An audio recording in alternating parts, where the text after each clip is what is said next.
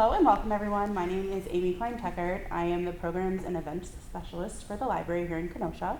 Thank you for joining us tonight for the Modern Grid, Green Energy Potential. A biological systems and sustainability engineer by training, Francisco Sayu is interested in building resilient communities through public engagement, sustainable design, sustainable transportation, and renewable energy, which he currently accomplishes in his role as Director of Emerging Technology with Renew Wisconsin. Please join me in welcoming Francisco. Well, thank you. Thank you so much. Thank you for having me. This is exciting. I like to talk about this stuff, if you haven't noticed. So we're gonna keep it pretty informal. So if I'm saying something and it doesn't make sense, if you have a question, feel free to let me know and we'll address your question right away. Otherwise, I think I have a lot of slides. I have like 30 slides, which is a lot, but we have an hour, right? So we should be able to get through it and then have some time for questions. So I have to tell you about my employer because I love my job, and I think Renew is a great organization. So Renew Wisconsin is a nonprofit organization that is dedicated to building a stronger, healthier, and more vibrant state of Wisconsin by supporting the advancement of renewable energy. We work on policies to support solar energy, wind energy, small hydro, geothermal, electric vehicles, and now also beneficial electrification. So here's kind of the agenda for the next hour. We're going to review our energy landscape for today. Where are we? Then talk about what the modern grid will look like. Then review some energy technologies, in particular beneficial electrification, electric vehicles, and battery storage. And then I will give a couple of updates on federal programs that are going to help us meet some of the goals that we need to achieve on the clean energy sector, and then we open it up for questions. All right, so the grid, as we know it. We're all familiar with the grid. We've seen the power lines out there. And usually, or how it looks now is, we have power is generated in some plant, and that power is going into transmission lines and then comes into our buildings, house, and factories and buildings and all that stuff, and then we consume it. Most of the electricity in the US is generated using fossil fuels. We have some nuclear energy as well, hydropower, and you probably heard about the brownouts and blackouts happening in the West, California, and that stuff. Well, hydropower is being affected because of the drought. And we have we generate a lot of our electricity there from hydro, so that's certainly a concern. We have some biomass, and actually last week I was up in Oconomowoc, and they have a plant that their coal plant has been partially converted to run on wood pellets. So that's biomass. We also have renewable energy, which is solar, wind, and geothermal. And we also use petroleum, mostly for the transportation sector. And I have a little note about efficiency here because it's going to be important or relevant for the next slide. Because when you're thinking about power plants and how we generate power, you're taking a fuel, you burn it, and you generate electricity. And that there is an efficiency conversion of that. You lose some of the energy in your fuel in the process of burning it. And so for natural gas, we're looking at 45 to 57%. For coal, it's lower, more like 33%. So something to keep in mind. It's going to become more clear here in the next slide. This slide there's a lot of information here. Well, it's a lot simpler than it looks, but this is one of my favorite graphs in the entire world. And this is created by one of the national labs in California, the Lawrence Livermore National Lab. And what it's showing, this is called a Sankey diagram. And what it's showing is your inputs, what happened to your inputs and your outputs over there. So you don't worry about what's here. What we're going to look here is how we generate electricity and how we use energy in the United States. So some of our energy comes from solar, and you can see that small amount up there. Some of our energy comes from nuclear. Then you have hydro, wind. Natural gas is a big one. right? We have a lot of our energy in the United States come from gas. We have coal, we have biomass, and then we have petroleum. And petroleum is, most of it goes to transportation, cars, airplanes, and things like that. Now, when you look at, when we use that energy, and we take a look at how that energy is being translated into actual services, the things that we care about. So when you put gas in your car, you're not concerned about, you're basically concerned about how far you can go with that gasoline, right? There is an efficiency conversion, and what we're finding is that you put almost 27 units of energy in your car, 21.2 units go out as rejected energy. That's waste. Only 5.6% or 5.6 units of energy are converted into services. So I know it's a complicated graph, but what it's trying to show is that the energy systems that we have takes a lot of input, and only a small portion of that input becomes energy services. The rest of it is rejected energy, heat, and noise that comes out of engines and tailpipes, and that doesn't really add anything to it. I like to bring that a little bit closer to home because that's sometimes a little bit hard to see at the national scale. You know, this is the United States in general. Let's bring it to Wisconsin. So here's the same version of that graph made for Wisconsin. This is the 2019 because they are made like every 3 years for the different states and annually for the United States. And the takeaway from this one is that in Wisconsin, we buy about 550 units, so trillion BTUs of petroleum. That's about $9.6 billion that we purchase in petroleum. When we burn it, we get 95 trillion BTUs in services. The remaining 357 trillion BTUs goes out as heat. So the $9.6 billion that we spend to buy petroleum, we only get about $1.5 billion in terms of services. 8.1 billion are wasted every year. This data was for 2019, but these numbers are pretty consistent throughout the years.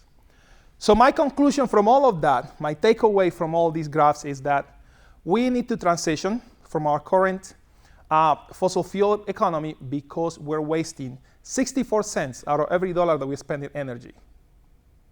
Wisconsin, we send about $20 billion out of the state every year to purchase fossil fuels. So that is petroleum products, that's natural gas, that's coal.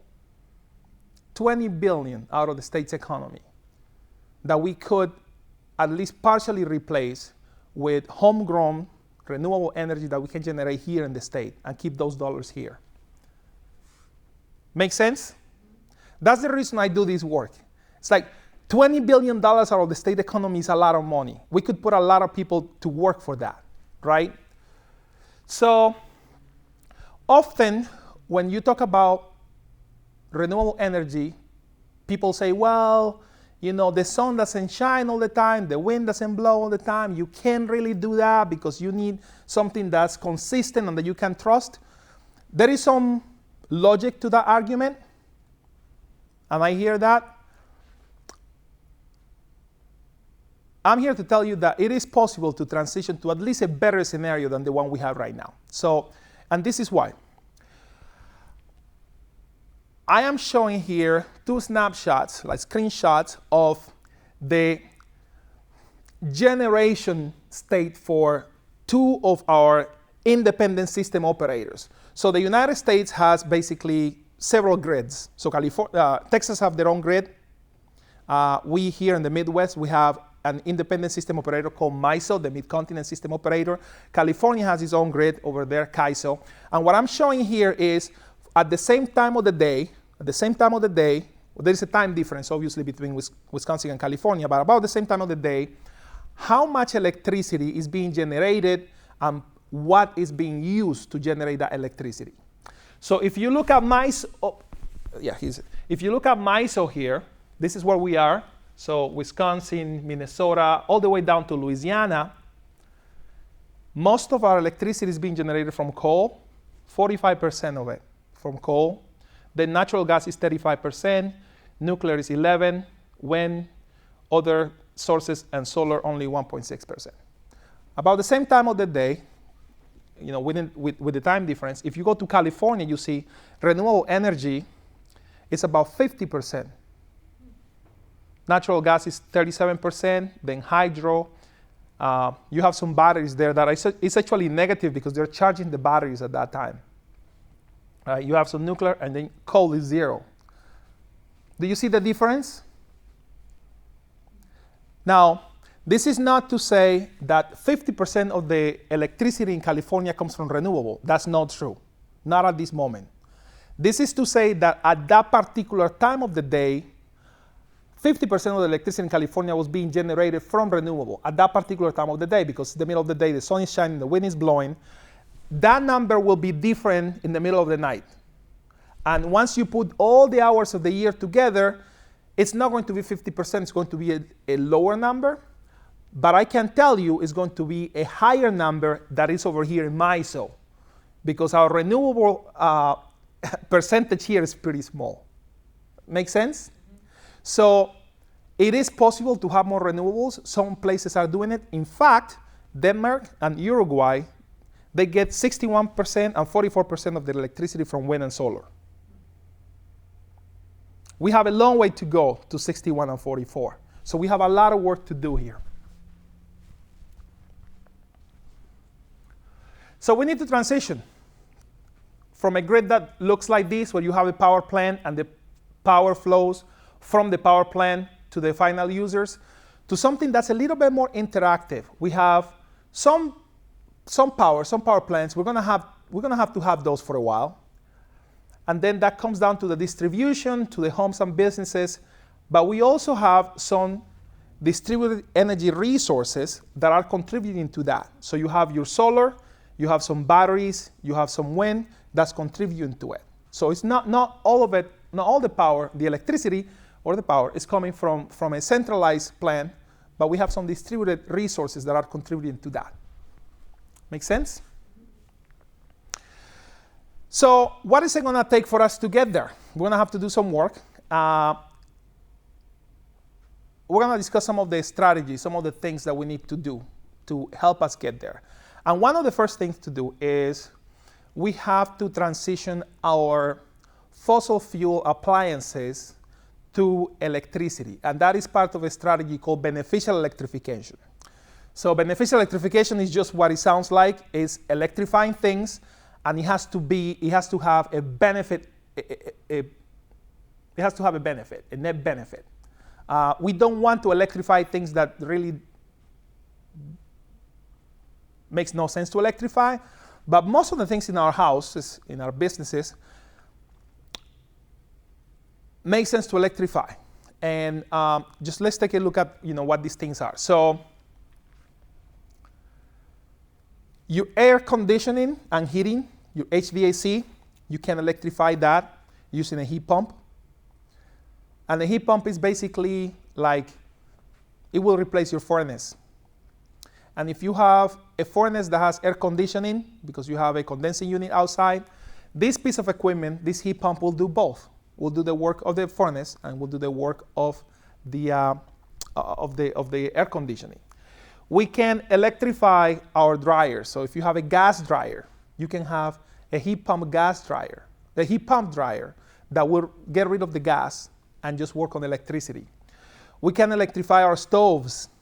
Cooking with gas has been kind of like the gold standard for many years. I confess I have a gas stove, and for many years I was like, oh, I'm never cooking with electricity. I can't wait to get an induction cook stove, because there are some studies that are showing that actually cooking with gas is not that great for you because of the particulate matter that releases in your home.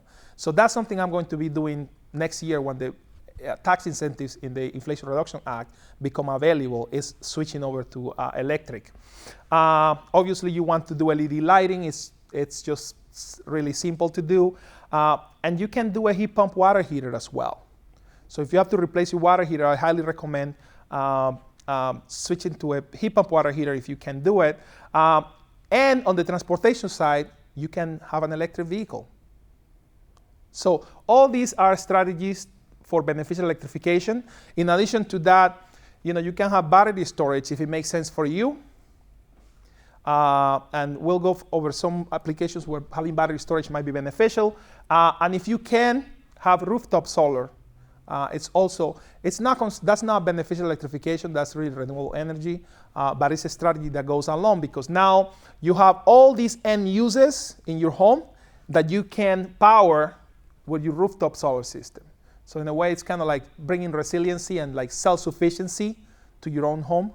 So that's one thing we could do. So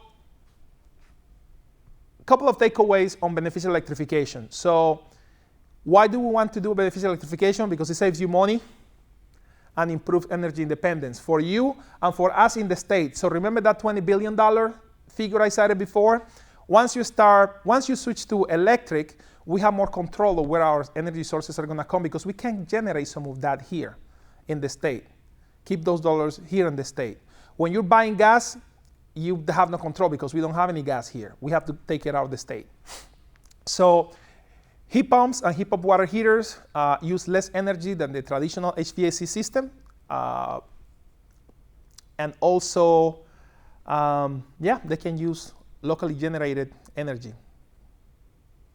Any questions on these? Another thing you can do is switch on an electric vehicle. So here's a quick story on electric vehicles because we have come a long, long way. I came up on this picture. I saw this picture online a few months ago, and I was like, oh, that's very interesting. 1973, somebody's charging an electric vehicle in Seattle. They have been around forever. In fact, electric vehicles came kind of at the same time that the internal combustion engine vehicles came out. But internal combustion kind of won the race because it was more convenient at the time. Funny story, side story. Internal combustion cars used to have a crank to start them. Electric vehicles did not. There's no engine to crank. So marketers decided that they were going to market electric vehicles as the vehicle for women because they assumed that women did not want to bend over and crank that thing. And I guess it didn't work out very well because they kind of abandoned the strategy. But yeah, they have been around for a while. But GM, General Motors, had this project back in the 90s. That was 1997, the EV1. Have any of you, are you familiar with this car? So it was an electric vehicle that GM created. It was almost like a pilot program. You could only buy it in California. Actually, you could not buy it. You have to lease it. So it was a leasing program, and some people in California were crazy about it. And GM decided to kill the project. There is a movie about it, actually, a documentary called Who Killed the Electric Car. So if you're interested, watch that documentary. A lot of people were very, very sad when GM abandoned the project, but they said, electric cars are not a thing. Nothing is going to happen. That's silly. We're not going to do it. And then Elon Musk came with this cute, tiny, super expensive, weird car, and people were laughing because electric cars were not going to be a thing. And 10, 12 years later, here we are, and the auto industry is thinking about switching fully electric to the point that we have the best-selling vehicle in America. The Ford F-150 is now an EV, right? So things have changed, and things are changing for a reason. So let me give you some examples about, or let me talk a little bit more about why the F-150 it's kind of a good idea. I decided to compare side by side the new F-150 with the new F-150 Lightning, which is the electric one. And here are the things that I found. No tailpipe emissions on the F-150. So this is an important point because sometimes when you talk about electric vehicles, people say, well, they're not really that clean because you're buying dirty electricity that's being made with coal, so you're not really doing anything. And again, there is some logic to that, right? There are places in the United States where people are charging with electricity that's being generated from renewables, California, for example. If you were charging your electric vehicle at the time where I showed you before, where 50% of the electricity was being generated from renewable, you could argue that at least 50% of your electricity in your electric vehicle is clean. Now, if you live in a place where your utility offers clean power, like I live in Madison, and my utility is Madison Gas and Electric, they have a program, so I could buy clean power all the time if I want to, or I could buy enough clean power to charge my electric vehicle. So when somebody comes to me and say, well, you're driving your electric vehicle on call, I can say, no, I'm not, because I'm actually buying wind energy or solar energy from my utility. So no tailpipe emissions, and you can say no emissions at all, because you could buy clean power. The annual fueling cost for the regular F-150, and I forgot how many, I did about 16,000 miles a year, 16,500. The annual fuel cost comes to about $3,500. Driving the same amount of miles with the electric version is about $1,100, right? So almost over $2,000 in savings. That is a big deal. That is a big deal. Fuel economy, way higher, very low maintenance, because these vehicles don't have a lot of moving parts. So no engine, no belts, the brakes, you don't have to actually do much with those brakes, because most of these vehicles, and the F-150 has these, they have regenerative braking. So when you start braking, before your brake pads start working, the electric motors start working almost in reverse to recharge the battery. So you're not wasting heat braking, you're actually regenerating power as you're slowing down. And then there is not a significant difference in price. I just found out that so these numbers are for the 2022 models. For the 2023 model, the price went up to $46,000. So I think there is a little bit of a premium right now on that F-150 if you find the basic model, the Pro. But with the $7,500 tax credit, you're back again at $39,000, right? So not a significant price difference. Now, it's hard to find these F-150s in the basic trim. Most of the ones that I found are like high trim, so they're going for like 60, 70, 80, because people are only getting the high trim levels. But you could, and I actually have a client that it's getting 2 of those on the basic trim. That's me with my electric vehicle in the back. So we have an electric vehicles because it saves us money and improves air quality. So some of the things that we found in our experience with the EV, so we save about $1,300 a year relative to the car that we replaced. So we used to drive a Subaru, and we sold it and got the Bolt. And in our case, we paid a premium. It was about $4,000, but we figured that if we save $1,300 every year, it's going to take us just a little over 3 years to pay it back. We keep our car for 5 years or 6 years. So we will have a payback, and then we feel good that we're driving something that's consistent with our values. Very low maintenance, so no oil changes ever. No oil changes, never. We can purchase clean energy from our utility. You don't need a dedicated EV charger. You don't, and we don't have one. We just plug it on the 120 volt outlet that's on the side of the house. I have an air compressor that I use for filling up tires and bikes and cleaning up stuff, and to plugging in my pressure washer. That is the same outlet that the Volt shares with everything else. So 120 volts, it's low, but it works perfectly for us because we only drive about 40 miles a day. So we can always top it off, but we actually don't. We just drive it until the battery falls down to 40%, and then we charge it back up, because those batteries want to be around 40 to 60% charged. They don't want to be full, they don't want to be dead. They want to be somewhere in the middle. So that's what we try to do. That car is very smooth, it's very fast, it's very fun to drive. It's one of the most fun cars I've ever driven. And it's a Chevy, right? This is not a BMW, not a Mercedes. It's a Chevy. Chevy makes great cars, but it's like it's not like a hot rod Chevy. No, it's a little hatchback Bolt, and it's fast. The battery has an 8-year warranty on it, so we're not really concerned about what's going to happen with the battery in the near future, because probably by the time we get to a year, we'll probably have replaced the car anyway. So it's good to know. And another good, it's kind of a small thing, but side benefit is the fact that, so my daughter is 4 now. I have 2 kids, 4 and 9. Sometimes we go out to run errands. My daughter falls asleep in the car. And when we get home, I don't have to wake her up. In the past, I would have to wake her up and get her out, especially on a hot day. You don't want to leave your kids in the car. Now I don't have to worry about it, because I just park in the garage or in the driveway. I get out of the car, I leave the car running with the AC on, and my daughter can finish her nap, and nothing's happening because there is no fumes anywhere. Like, the car is just doing its thing.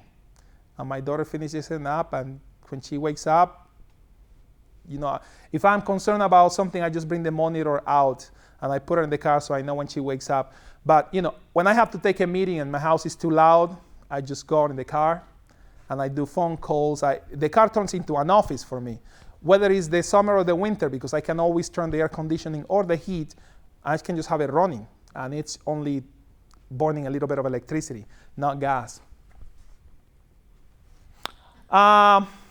So let's go over EV charging in case you have any questions. So there are basically 3 main ways to charge your EV, and there is a 4th one that I want to talk about too, but we're going to start with the main 3. So level 1, level 2, and level 3.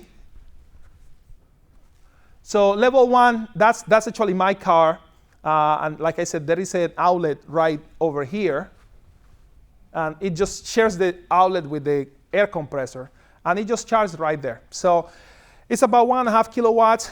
It's low, so we only get about 4 miles an hour of charge, but that's plenty for us. There are limited options in terms of managing your charge, and what I mean by managing your charge is that at some point when we have a lot of electric vehicles, we want to make sure that we are organized on how we charge them. We don't want to be plugging them at the same time. So sometimes people say, well, electric vehicles are going to overwhelm the grid. They are not. Mostly because electricity use is very variable, and it's a pattern that we know. So it changes throughout the day, but we know how it changes. So in the morning it's very low, and then it goes up, and then around 1 p.m. is high and stays high until about 4 or 5 p.m., and then it drops down, and in the middle of the night it's very low again. We know how it is. And we have the capacity to generate power all these times, but the utilities try to match it to generate it only when they need it, and when they really need it, 4 p.m. in the afternoon, people are turning their ACs on, and everybody's going home and turning every electronics. When they really need it, then they turn in these plants that they build for like emergency power almost, right? Electric vehicles are not going to overwhelm the grid because there is enough capacity during these low times when people are not using electricity to charge them all. We just have to make sure that we know that we have to charge them at that time.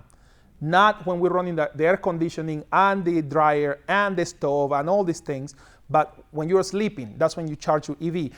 The issue with having this type of outlet, your 120 volt outlet, is that because it's so slow, you're limited on how much you can manage it. Because now if you say, well, I'm only gonna charge it from 8 p.m. to 5 a.m., well, you get 4 miles per hour, so you only get that, right? So that's the downside.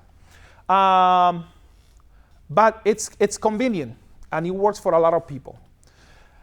The second type of charging is level 2, which is what you find in most commercial places. So like if you go to a grocery store that has an EV charger, that's probably what they have. This is actually, and that's my car over there on that side. That's an EV charger that was installed at Metcalfe's in Madison. It's a grocery store. And this one was actually solar power. So there is a company in Wisconsin called Entech Solutions, and they developed these EV charging stations that come with solar panels. So they generate their own power. So there was a solar panel like right there, and that big box is a battery. and that battery is storing the power generated by the solar panels, and then it's going into the cars. So that's level 2 is the 240 volt type of charging device. It's about the same kind of power that you use for a dryer or for an electric stove. You use about 4 to 17 kilowatts depending on your circuit.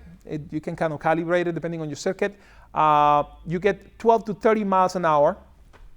You can purchase these from $300 online to over $700 depending on where you get it, and then there is an installation cost.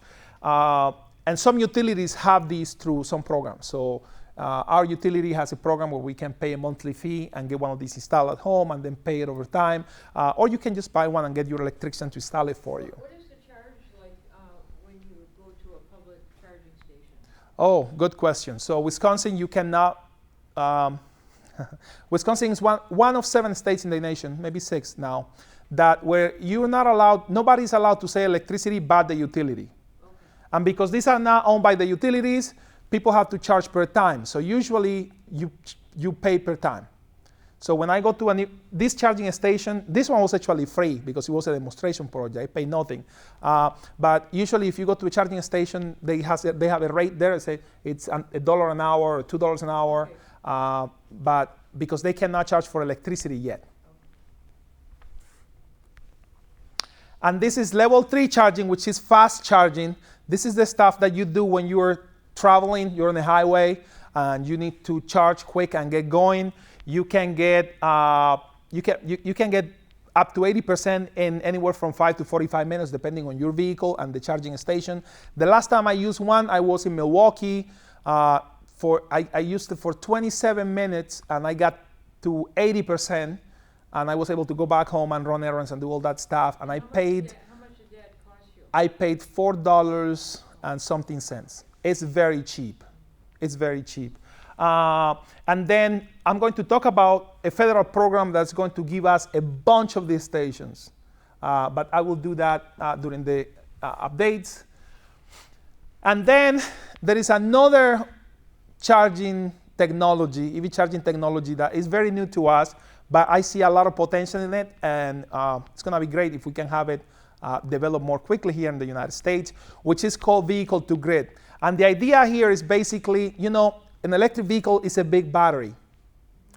And if you have power in your electric vehicle, you have electricity stored there, and you need it somewhere, vehicle to grid allows you to take that electricity from your vehicle and send it where you need it. And then when there is electricity available and your electric vehicle needs charge, you charge it again, but it's two-way charging. So one of the coolest examples right now is the F-150 Lightning again. Because you can buy this truck and you can buy a special charger for it. It's almost $4,000, so it's a little bit pricey. But that charger allows you to connect this truck to your home, and if there is a power outage, your home can run for up to, depending on how much energy you use, 3 to 10 days out of your truck. And it happens automatically. So it's a special charger to have it installed by a special installer, but you're in your home, power goes off, the truck powers your house, just like that. It's one of the applications that we have in the States, but there are many applications of that. There are places that have some really cool projects going on, and I'll show you at least a couple of examples later on. Does that make sense? The idea of using your electric vehicle as a battery? Yeah. EV charging stations, we have a ton, even though it's we don't have enough, but we have over 1,800 in Wisconsin. Now, this includes some things that are kind of like you have to take with a grain of salt. So, for example, are you guys familiar with Marinette, Wisconsin? When I saw there are 261 EV charging stations in Marinette, I was like, wow, Marinette's doing something right, right? I mean, that's a lot. Well, yeah, so I went and I started looking at the map and trying to figure out where these stations were, because 261, that's a lot for Marinette. So what I found is that this app it takes public input. So you can go there and you can add charging stations that you find. Somebody found a campsite with electric hookups, 200 of them, and say, hey, there are 200 EV charging stations here, which is not totally wrong. No. It's not totally right either, but I thought that was kind of interesting. But we do have more charging stations that sometimes we think we don't have enough for sure, but we have some. And then here in Wisconsin, we're kind of lagging in terms of electric vehicles. We have about 10,000 of them, which is 0.1% of our total fleet. So we have some work to do, but the Wisconsin Department of Transportation projects that by 2050, 31% of our vehicles will be EV. So, that number is growing. And maybe, excuse me, maybe it's gonna be higher than that. We don't know. But we have some work to do in terms of getting EVs. I'm gonna have a drink because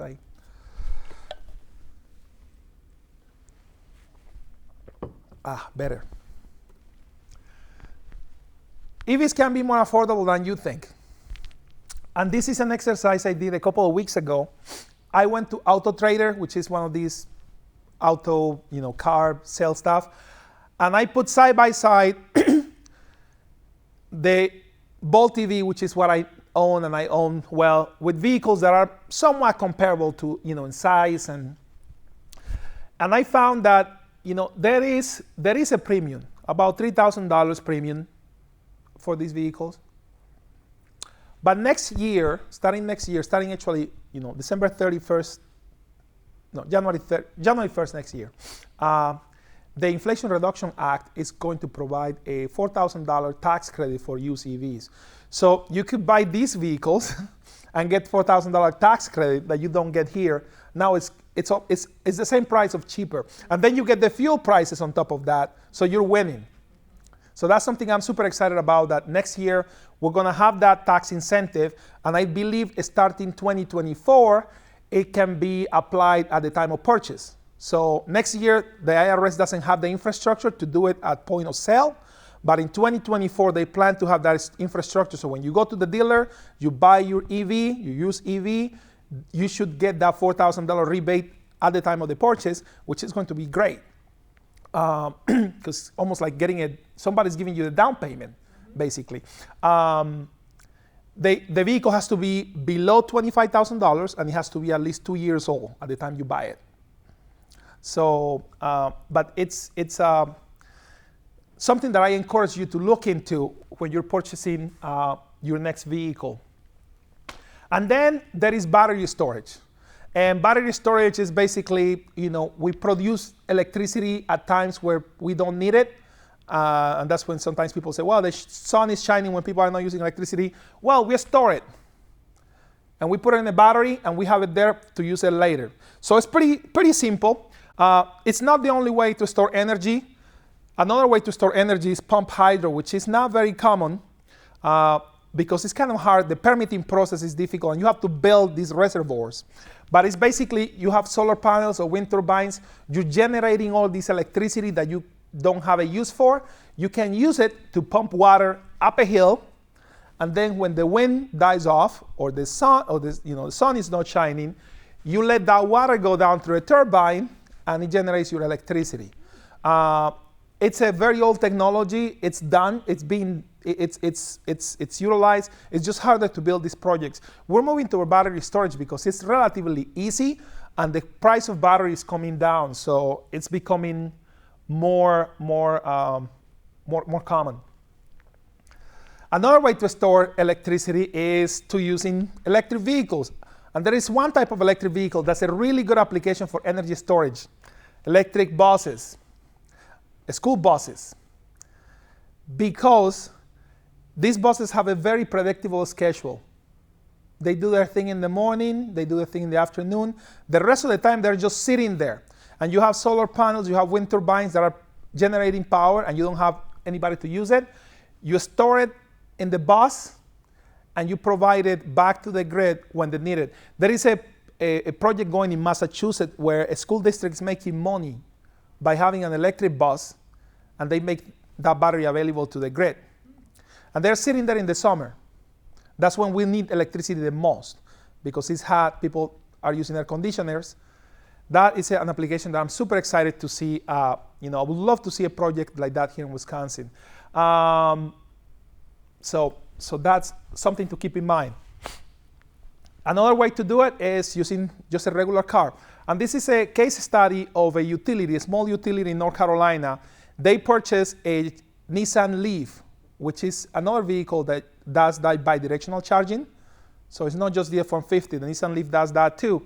And they bought one to just try it, and they found that they saved about $2,600 a year in energy costs by charging and discharging that vehicle. So $2,600 a year, it's almost the payment on a lease for that car.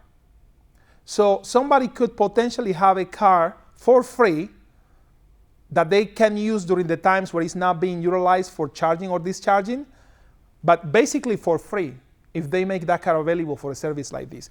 An application I would love to see here in Wisconsin.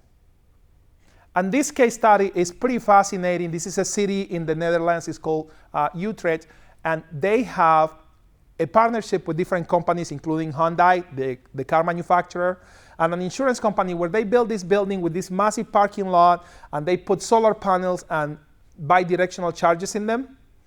And their goal is to run their city using renewable energy and electric vehicles, because they can generate enough during the day, they can store it, and they can use it from the vehicles at night. And they only need 10,000 vehicles to do that, which is, I believe, like 1 or 2% of their fleet. So it's not every vehicle, only a small percentage of their fleet, 10,000 of them. And when they get there, they will be able to run their city on renewable energy and electric vehicles.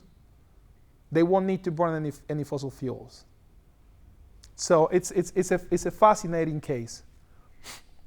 So yeah, so here's kind of this is the parking lot that they have. See all the solar panels there. They started with 250 bi-directional chargers. They were going to bring that up to 400, and then put the rest of them throughout the city to get to the 10,000. Yeah, it's a very, very, very fascinating project. So that's kind of the bulk of the material I have to go through. I'm gonna do a couple of updates on federal programs, and then I'm gonna take questions.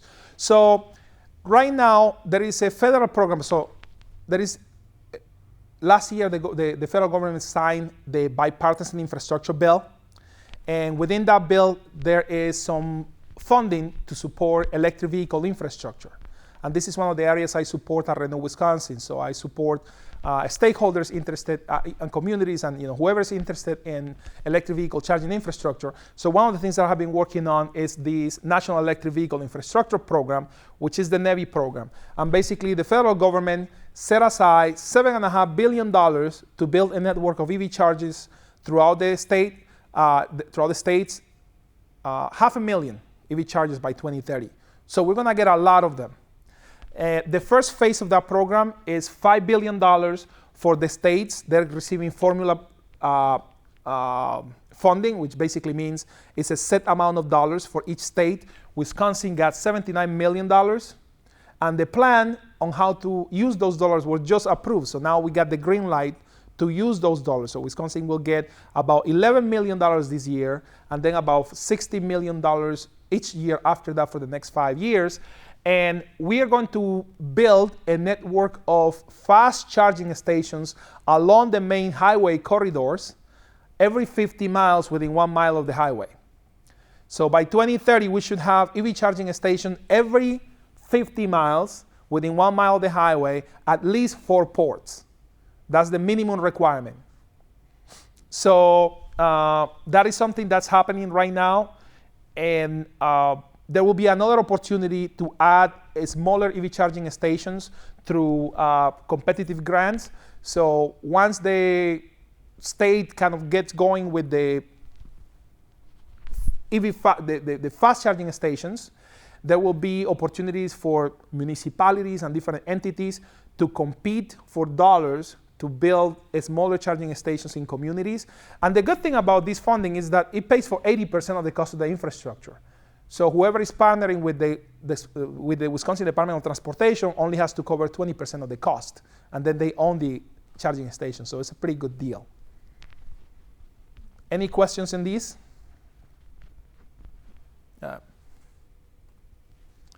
And then another program that I am supporting is the Clean School Bus Program. So we have about $5 billion to transition from diesel buses to electric buses. And electric buses are a big deal because diesel buses are pretty dirty, and our kids are probably some of the most vulnerable population, and they're riding in these buses up and down. We have a great opportunity to change that with this program. So the first round of funding, the application just closed mid-August. So the EPA is administering this program, put out a call for proposals for school districts to apply for school bus. And a school district could get up to $375,000 for one bus. And they can apply for up to 25 buses. So there's a lot of money there. The application closed. I heard that the program was wildly successful. In fact, I think they're actually upping that number to almost like a million, almost $1 billion. And they're going to do another round of funding soon. So as soon as that's out, I will probably know. But if you know anybody in a school district, if you have any connection with school districts, and they're interested in at least learning about electric school buses, please let me know. I'll be happy to connect them with school districts that actually have electric school buses, so they can kind of tell them about their experience, and I'll be happy to support them with the application process as well. This was pretty easy because this application was a lottery. So as long as you send the application, there was a chance that you could get it.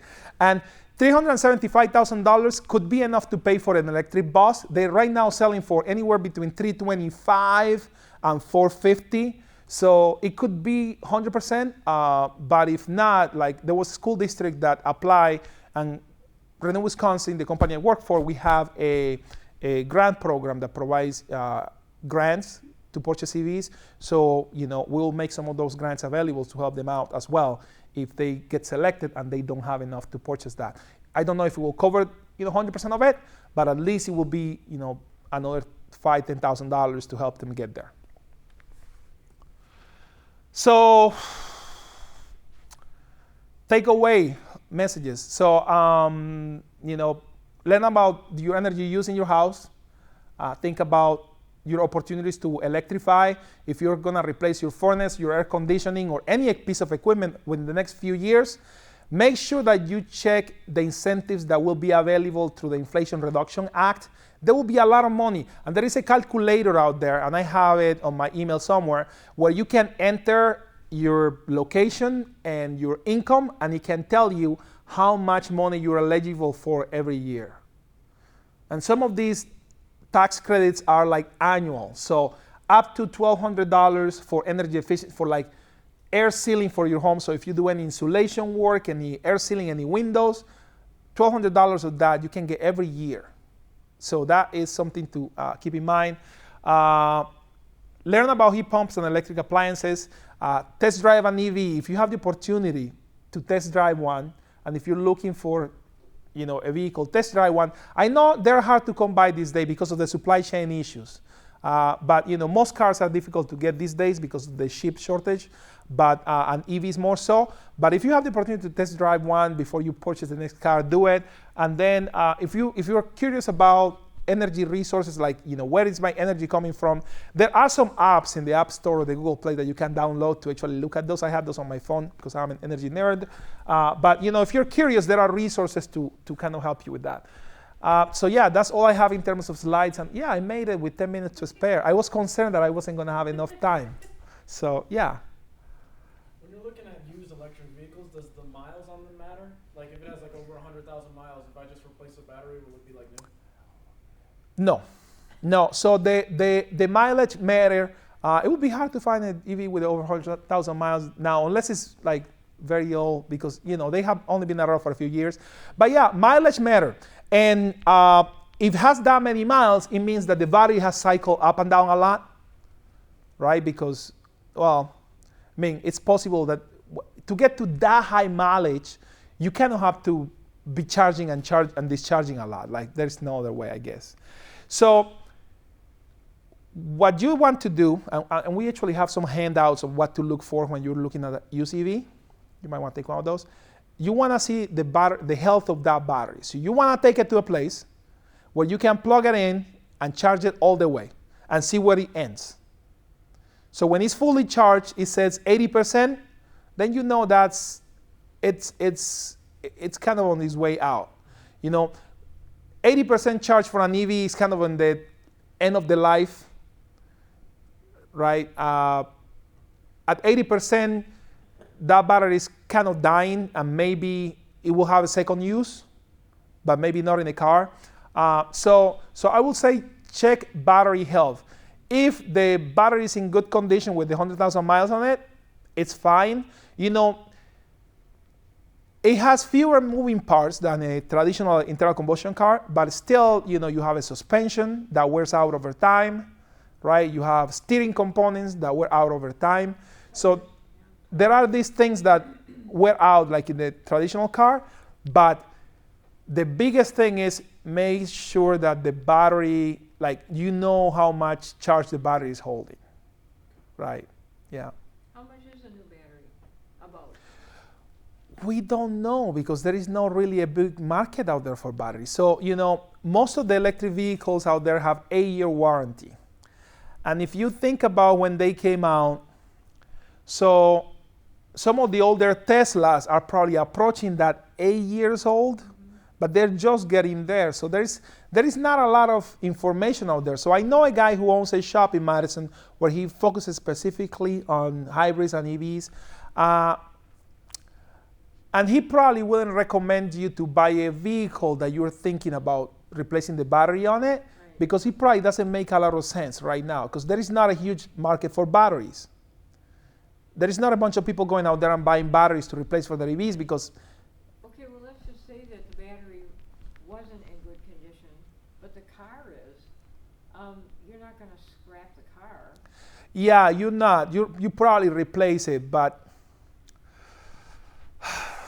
Are those the batteries that Elon Musk came up with, the rechargeables? Remember when that was an issue that he tried to come up with a battery that you could store for the utility companies so that they could generate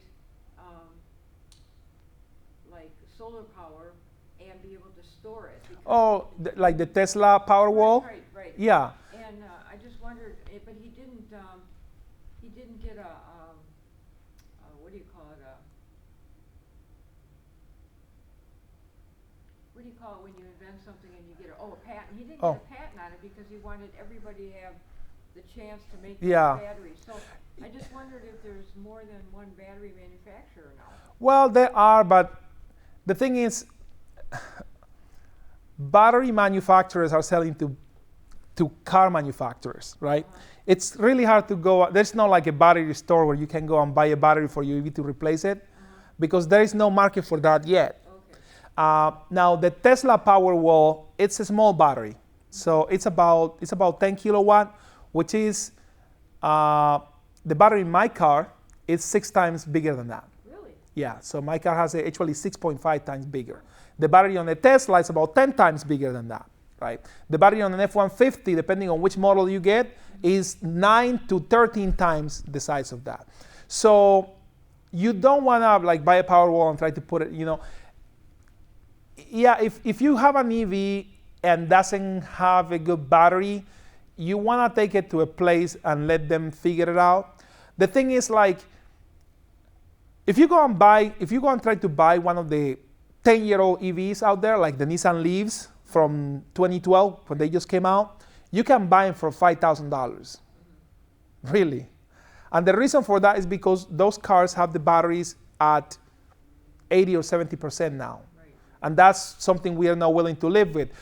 A lot of people. So when those vehicles came out, their range was about 80 miles, 75, 80 miles. And now they are about 45 to 60 miles, right? And that could work for some people. Like, it worked well for me because I have 40-mile range. But if you need something that's if you need more than that, don't buy that car. And $5,000, $6,000 is cheap. I've been tempted to buy one just for fun, but it's probably not gonna be the car that you need to do everything. Again, if you buy one of these cars that are in the 15, more like the 20,000 range, it still has 4 or 5 years of warranty on it. So, if the battery drops down below 80%, by the time the warranty ends, you can go back to the manufacturer and say, hey, I need a replacement because this is not working, right? So the thing is, there are a lot of questions with batteries right now because the market is so new. Right. So we really don't have, I know there's a lot of concern with recycling batteries out there, a lot of concern, right?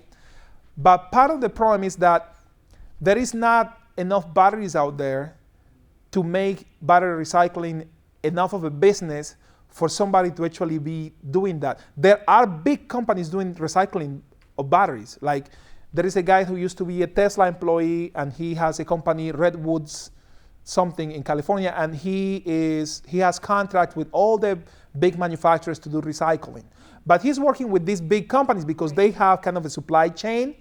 But there is nobody that's going out there saying, oh, I have all these batteries here that I need to recycle, and I can't find anybody to recycle them for me. It's like that market hasn't developed. And when the market gets there, people will figure out how to recycle them because all the minerals are there. Like, you can get back to the minerals, the metal is there. Somebody did a calculation recently that on kind of a typical EV battery, the materials alone, the raw materials are about $1,000 right now.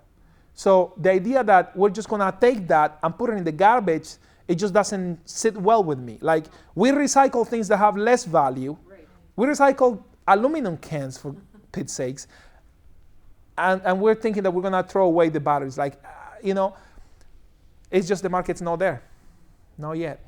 Now, where's this clean energy that you said that you purchased to charge up your battery on your car? Yes. Is that through the utility company? I mean.